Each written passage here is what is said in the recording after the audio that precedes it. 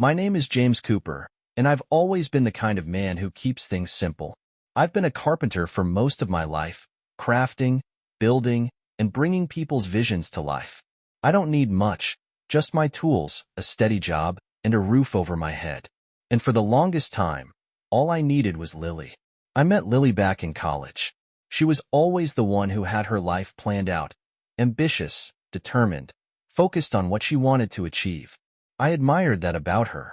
She was the spark to my steadiness, and for years, we built a life together that felt solid, like we were unstoppable. She was climbing the corporate ladder as a project manager, and I was happy to support her every step of the way. Our life was comfortable. We lived in a modest home. We talked about our future, and I thought we were on the same page. But recently, something's been changing, and I'm not sure if it's just me, but I can feel the distance growing. Lily's been more distant lately, working longer hours, coming home late, and when she is home, she seems like she's somewhere else, emotionally. It's like the woman I married isn't the same person anymore. That morning, Lily walked into the kitchen with that same distant look in her eyes. She didn't smile the way she usually did when she came in, and that made my heart sink. There was something off. I could feel it in the air. She walked over to the counter, grabbed her coffee, and barely looked at me. "Morning, Hon," I greeted her, trying to break the silence. It felt heavier than usual. "Morning," she replied, her voice flat. I tried to shake the unease that was creeping up on me, but it was there. Something had been off for a while now, and today, it felt like it was coming to a head. I watched her, unsure of what to say. Finally, she took a breath, one of those deep, deliberate ones. She looked up at me, her face a mixture of hesitation and determination. "James, we need to talk." The words hit me like a ton of bricks. Whenever she said that, I knew it wasn't going to be good. I put the papers I had been reviewing down and looked at her. "What's on your mind?" She sat down across from me, her fingers playing with the edge of the placemat. I could see her nerves despite the calmness she tried to project. She took a deep breath and began. "I've been offered an incredible opportunity." Her excitement was palpable, and I couldn't help but feel a flicker of hope that maybe this was good news, something to bring us back together. But deep down, I already felt the weight of something else brewing. "There's a professional retreat in Aspen next month," she continued, her voice rising with enthusiasm.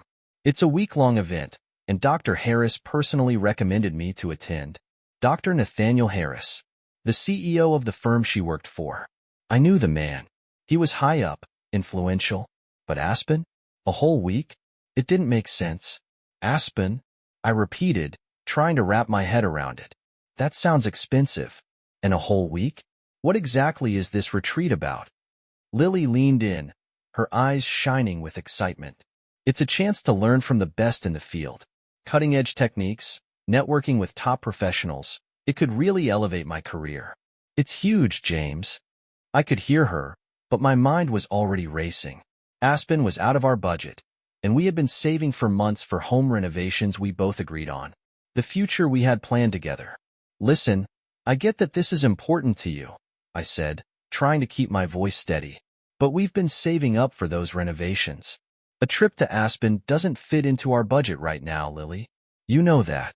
Her face tightened, and I could see the frustration building. "This isn't just some vacation, James," she snapped, her tone sharper than usual. "This is an investment in my future. In our future. The connections I could make could open doors for us. You don't get it." I felt my chest tighten. I wasn't trying to hold her back. I wanted her to succeed. I always had. But this felt different. I wasn't sure what was happening, but it felt like we were drifting apart, and this trip was just the tipping point. "Lily, I understand you're excited, but we have responsibilities here," I said, my voice rising a little. "We've been talking about these renovations for months. We're supposed to be making decisions together, not one of us making all the calls." She stood up abruptly, her chair scraping against the floor. "You don't understand, do you?" she shot back, her voice trembling with frustration. "This isn't just a conference. It's exclusive. Dr. Harris doesn't recommend just anyone for these things, James." I noticed her suitcase propped up by the door, sleek and professional looking. My suspicions began to grow as I stared at it. When did you get that suitcase? I asked, suddenly feeling defensive. Something didn't sit right. Lily glanced up at me, her face hardening. I picked it up last week. I needed something more professional for these kinds of events. The clothes inside her suitcase were expensive, designer workout clothes, not something she would normally pack for a work trip. And all of this? I asked, my voice rising. This doesn't look like a professional development retreat, Lily. It looks like a vacation. What's really going on? She met my gaze, and for a moment, I saw a flicker of guilt pass across her face. But it was quickly replaced with a coldness I didn't recognize. You don't get it, she said, her voice low and firm. This is my chance to grow, to be something more than just a wife. And if you can't support that, then maybe we have bigger problems than just this trip. I stared at her, the weight of her words sinking in. This wasn't about the trip anymore. This was about something else, something deeper. We had been a team, building a life together. But now it felt like she was making decisions without me. And that hurt more than anything. You're not hearing me, Lily, I said quietly. If this is really what you want, then maybe I don't have a place in your future. Maybe we're not on the same path anymore. She grabbed her suitcase, slamming the door behind her as she left the room. I sat there, stunned, my mind racing. The woman I had built my life with, the woman I loved, was slipping away from me, and I didn't know how to stop it. The days after Lily left for Aspen felt like an eternity. The house felt empty, not because she wasn't there, but because the space between us had grown too wide to ignore. I tried to throw myself into work, keeping busy, but nothing seemed to make sense anymore. She wasn't just physically absent. Emotionally, she had been drifting for months. I tried to tell myself it was the pressure of her career, the retreat, the whole whirlwind of opportunity. But deep down, I knew something had changed. The first night she was gone, I fell asleep on the couch, staring at the ceiling, thoughts racing. I kept thinking back to our last conversation, her coldness, her words slicing through me. Maybe we have bigger problems than just this trip. Those words echoed in my mind, and I couldn't shake the feeling that she wasn't just talking about the trip. She had changed, and it felt like she was slipping away from me. Lily didn't message me as much as usual. Her texts were short, distant. Sometimes I'd look at my phone, hoping to see something warm from her, but it never came. I found myself staring at the screen longer than I should, trying to find meaning in her carefully worded replies. Was I being paranoid? Or was I right to feel like something was off? I tried to push it down. Maybe I was overthinking it, like I often did. But one evening, after a long day of work, I came home to the silence that had become too familiar. Lily's car was gone, and there was no note, no message. Just silence. It was around 10 when I heard her voice, soft, muffled through the walls. I couldn't make out the words, but I could tell she was talking to someone. I listened for a while, but all I could hear was the occasional laugh, a word here and there, and then the quiet again. My stomach churned. I knew she was at the retreat, but who was she talking to at this hour? The next morning, when Lily finally returned, she was more distant than I had ever seen her. She kept telling me about the conference, about how incredible it was, how much she had learned, but there was something in her eyes, an emptiness. I couldn't quite explain it, but it was like she wasn't really here with me anymore. That night, as I was cleaning up in the kitchen, I noticed something on the counter, an envelope addressed to me, with no return address. I opened it, and what I saw made my blood run cold. A courier's receipt with a tracking number. I didn't recognize the name of the sender, but something in my gut told me I needed to check it out. I logged onto the courier's website and tracked the package. The delivery had been made a few days ago, while she was still in Aspen. The address was a private one, not the kind of delivery I was used to seeing. My hands shook as I waited for the package to arrive. When it finally did, I ripped it open, expecting something mundane. But inside were documents, screenshots of texts between Lily and someone I recognized, Dr. Nathaniel Harris, her boss. As I scrolled through the messages, I couldn't believe what I was reading. At first, they seemed innocent enough. Hope the conference is going well. Let's talk more when you get back. But then there was a message that made my heart stop. Can't wait to see you in Aspen. It's been too long. Let's make this week count. Another one. I'll be waiting for you. We'll have plenty of time to discuss your future. The words blurred in front of my eyes. Dr. Harris, the man who had always praised her work, the man who had personally invited her to this retreat. But this wasn't about career development. This was something else entirely. The worst part? It wasn't just professional. There were messages that were intimate, flirtatious. He wasn't just her mentor. He was her lover. Tom doesn't suspect a thing, right? One of his messages read, making my stomach twist. My world seemed to stop. The man I had trusted, the woman I had married. How could they both betray me like this? It was a slow burn at first, but now, the fire was consuming me. I had been so blind. How many signs had I missed? The late nights, the sudden changes, her need for space. All of it had been leading to this moment, and I hadn't wanted to see it. I wasn't just angry. I was crushed. This wasn't just about infidelity. It was about the betrayal of everything I thought we had. The years we spent together, the trust, the love. It was all a lie. I couldn't just confront her without knowing more. I had to be sure. I took screenshots of everything, the texts, the dates, the pictures. I saved it all to my phone. If I was going to confront her, I needed proof. I couldn't let her twist this. I wouldn't let her make me feel crazy. The next few days were a blur. I tried to act normal around her, to pretend nothing had changed. But I couldn't keep up the act anymore. Her absence, the coldness between us, was too much. I needed to talk to her, confront her. But when she came downstairs that morning, I could tell she knew something was wrong. The way she looked at me. Guilt? Fear? Maybe both. She was trying to act calm, but I saw the cracks. "James," she said softly, her voice hesitant, like she was preparing for something she knew would hurt. "What's going on? You've been distant."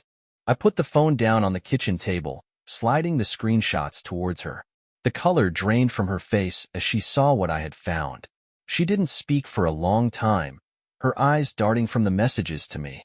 Finally, she looked at me, her face pale, and muttered, "I didn't mean for you to find out like this." "How long?" I asked, my voice hoarse.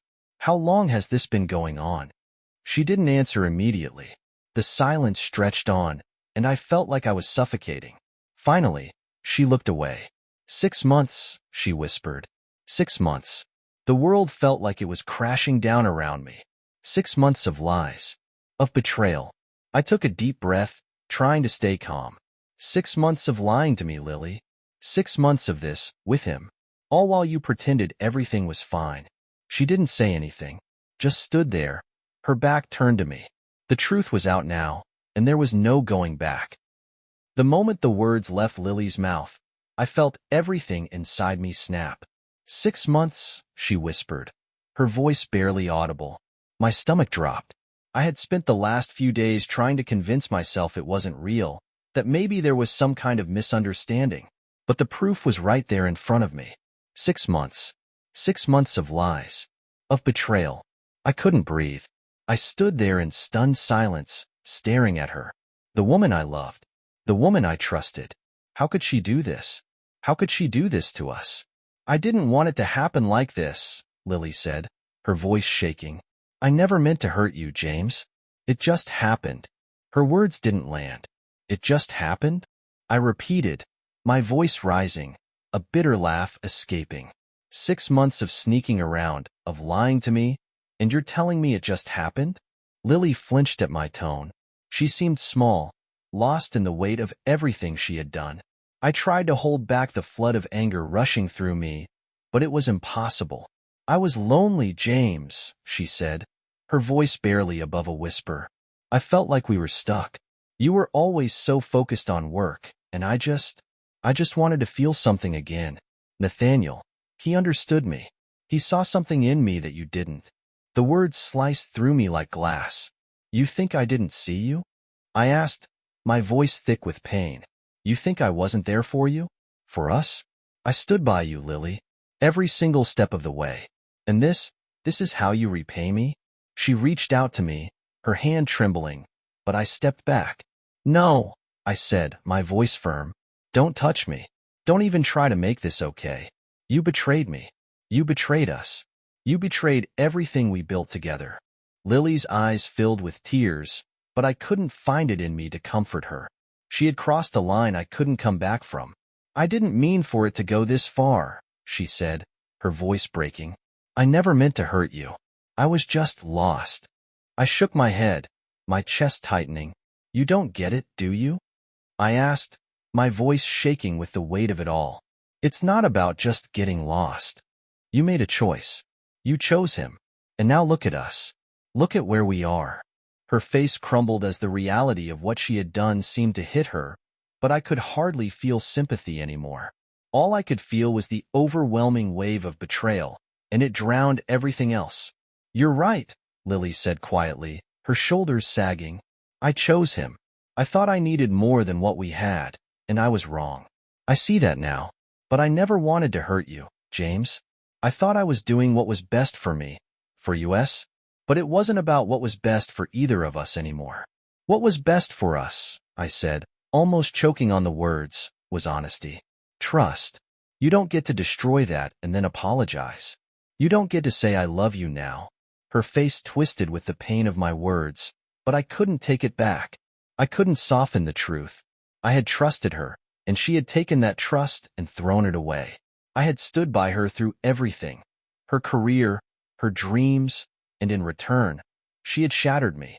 "I still love you," she whispered, taking a step closer, but I couldn't bring myself to let her in. "I never stopped. Please don't throw away everything we've worked for. We can fix this." I wanted to believe her. God, I wanted to, but I couldn't. The trust was gone. The foundation of everything we had built together was cracked beyond repair. "You don't get to say that anymore," I said, my voice cold. "You don't get to just apologize and think it will make everything okay. You've broken something inside me, Lily, and I don't know if I can ever fix it." Her face paled, and for a moment, I saw the rawness of her regret. She reached out, almost desperately. "Please, James, please don't walk away from us. We can make it right. I know I've hurt you, but I still want to be with you." I stared at her, torn between the love I still felt for her and the part of me that felt betrayed beyond measure. My heart ached for what we had lost, but I knew there was no going back. Not after everything she had done. "I can't do this anymore," I said quietly, the words leaving my lips as if they were etched in stone.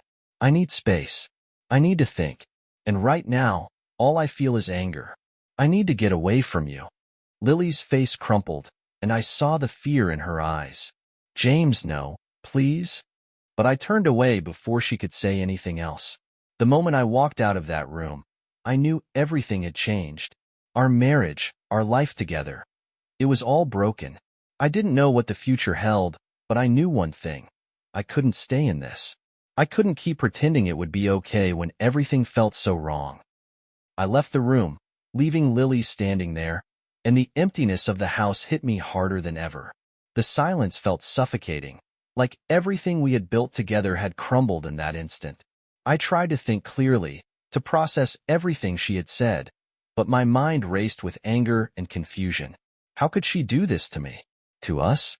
The days that followed were a blur. I couldn't sleep, couldn't focus on work. My mind kept circling back to the betrayal, to the 6 months of lies. I was consumed by the thought of it all. How had I missed the signs? How had I let her slip away like that? I contacted a lawyer, someone who could help me figure out how to move forward. Rachel, my lawyer, was professional, no nonsense and calm, exactly what I needed. I spent hours with her, laying everything out, my anger, my confusion. She listened, but mostly, she gave me the tools I needed to protect myself. "This will be a tough road," she warned, "but you need to be methodical." That was the hardest part, to think clearly when all I wanted was to shout, to explode. I needed to gather evidence. I started with the finances, digging into our bank statements. It wasn't hard to find irregularities. Payments to an unknown account, large sums that couldn't be explained. It was clear. Lily had been siphoning money to fund her affair. I felt sick. Not only had she betrayed me emotionally, but she had stolen from me. From us. I felt like I was living in a nightmare. I took screenshots of everything, saving the evidence. It was the only thing I could hold on to now. But the anger wasn't enough. I knew I had to take action, not just for my peace of mind, but to make sure she faced the consequences of her actions. I anonymously reported the financial discrepancies to the IRS. It wasn't about revenge, but about making sure she didn't get away with it. The days dragged on, each one harder than the last. I couldn't stop thinking about the betrayal. It was eating me alive.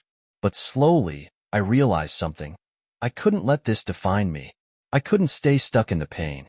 I had to rebuild. I started working out, pushing my body to its limits at the local gym. At first, it was just to get my mind off things, but soon, it became a way to feel in control again. Every drop of sweat, every mile on the treadmill, it was all a way to let go of the anger.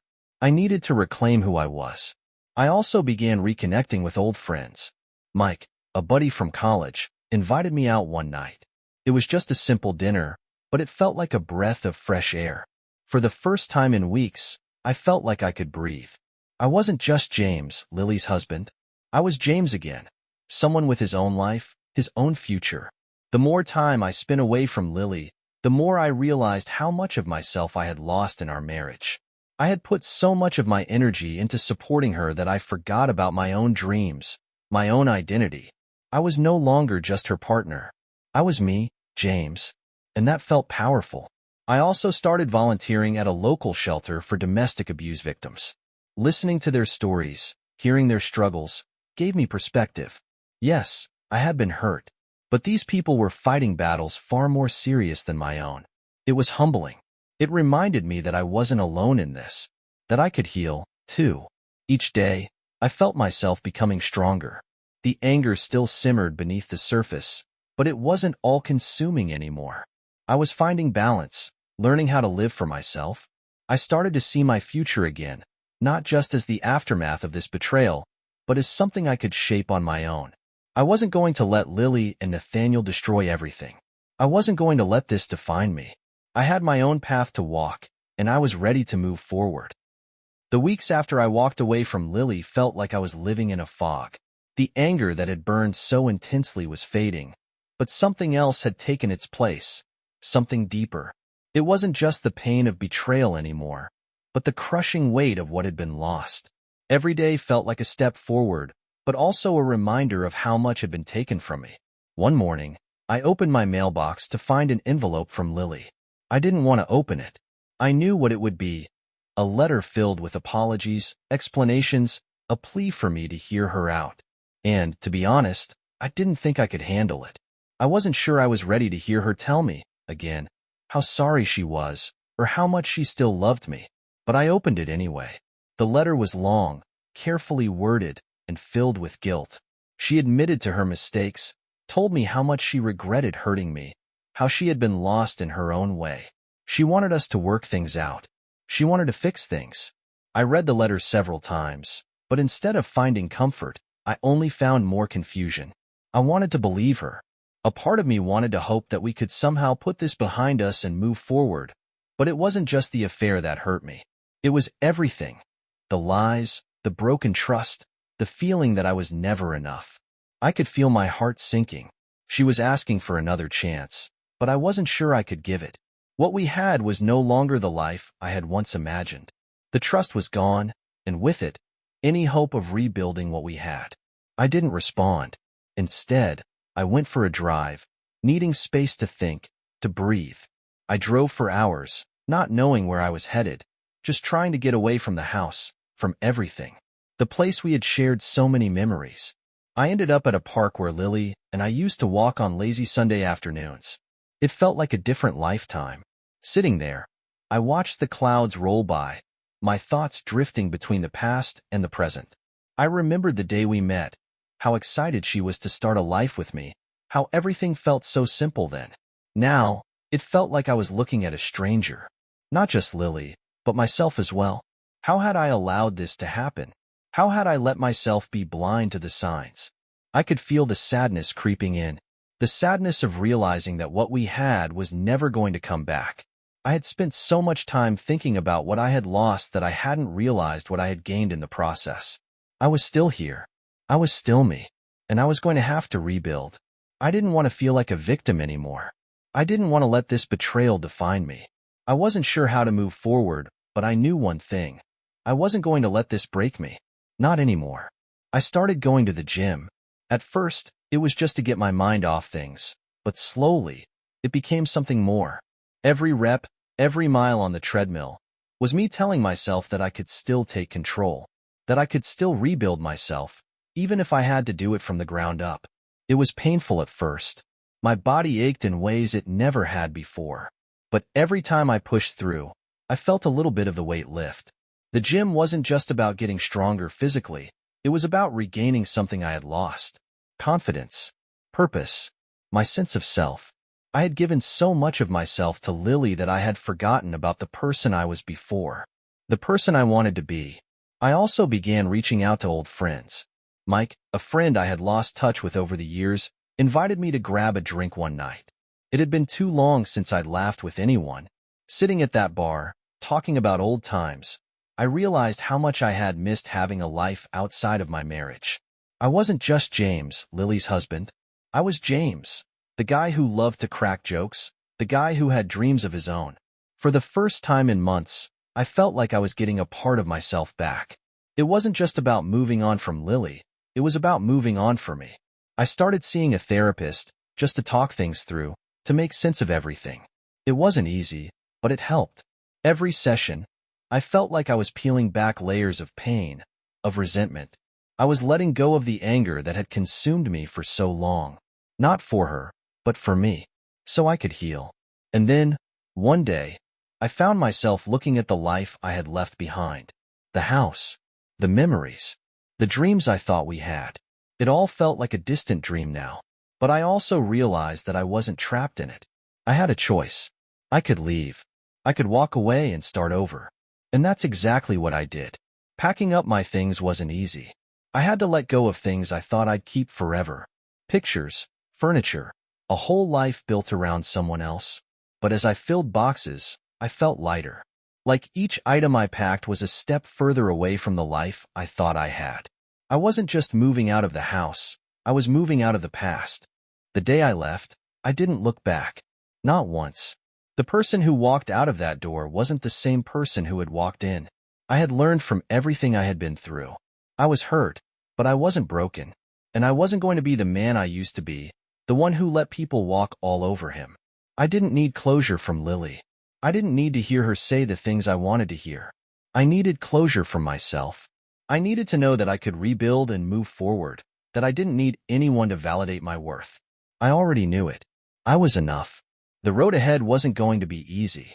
I knew there would be days when the anger, the pain, the memories would come flooding back. But now, I had the strength to face them. And with each new step I took, I knew I was getting closer to the person I wanted to be. Leaving the house was the hardest thing I've ever done. It wasn't just the physical act of packing up my life, but realizing everything I had built with Lily had slipped away. I thought we were invincible, that we'd always find a way back to each other, no matter what. But when the trust broke, everything came crashing down. The first weeks in the new apartment felt like I was living in a fog. I kept myself busy with work, gym sessions, distractions, but there were nights when the silence was deafening. I thought maybe if I kept my mind occupied, I wouldn't have to face the emptiness. But no matter how much I tried to fill the silence, it was still there. Then one afternoon, it happened. I went to the cafe to grab a coffee, the one I used to go to with Lily, the place where we had spent hours talking about everything and nothing. I was lost in my thoughts when I saw her. She looked different, more worn, fragile even. Her eyes were the same, those brown eyes I'd known so well, but they didn't hold the same warmth anymore. It was a strange mix of familiarity and distance. My heart tightened in my chest. She had no right to look at me like that, to make me feel like nothing had happened between us. Yet there she was, standing before me like she was still the woman I had loved. "James," she said, her voice shaky. "I didn't expect to see you here." I couldn't breathe for a moment. I had spent weeks avoiding this, running from the pain, from the questions I couldn't answer. But there she was, standing in front of me, and all I could think about was how much I had tried to forget this moment. I forced myself to smile, though it felt like my face was made of stone. "Hey, Lily," I said. "It's been a while." She looked at me, searching for something, an answer, maybe. Or perhaps some indication that I was still the same person she once knew. But I wasn't. Not anymore. And neither was she. "I've been thinking about everything, James," she said quietly. "I know I hurt you. And I'm so sorry. I don't expect you to forgive me, but I just wanted to know if you're okay." The sincerity in her voice made my chest ache. But it wasn't enough. It wasn't enough to undo the past, to undo the months of lies, of pain, of watching someone I trusted completely break everything we had. "I'm okay," I said, my voice hoarse, though I wasn't sure I believed it. "I'm moving forward, I guess." Her face fell slightly, and I saw the guilt flicker in her eyes. "I didn't want to hurt you. I thought I could fix everything. But I see now that I've destroyed it all." Her words were genuine, but they felt like nothing more than empty apologies now. A part of me wanted to reach out, to tell her that it was going to be okay. But I couldn't. Not after everything. Not after she had taken the trust one gave her and crushed it under her feet. "You didn't just hurt me, Lily," I said, my voice breaking slightly. "You shattered everything. I gave you everything. I trusted you completely. And now, it's all gone." Her face twisted with the weight of my words, and for a moment, I saw something like regret and sorrow in her eyes. But it wasn't enough. She didn't get to feel sorry now. Not when it was too late. "I think it's time for both of us to move on," I said softly, feeling the finality of those words. "You're not the person I thought you were, and I'm not the person I used to be. We're not the same anymore." She didn't argue. She didn't try to change my mind. She just nodded, the tears spilling over now. "I wish things had been different," she whispered. "I do too," I said, turning to walk away. As I stepped out of the cafe, I felt a strange weight lift off my shoulders. It wasn't relief, but it was something. It was like I had finally said the words I needed to say, not for her, but for me. I couldn't keep holding on to this. I couldn't keep living in the past, in the hurt. I didn't know what the road ahead looked like. But for the first time in weeks, I felt like I was beginning to understand that I wasn't lost. It was hard, and it hurt, but I wasn't going to let this define me. I wasn't going to let it take away everything I still had left, my future, my sense of self, my hope. And as I walked away from her, I realized that closure wasn't something she could give me. It was something I had to find on my own.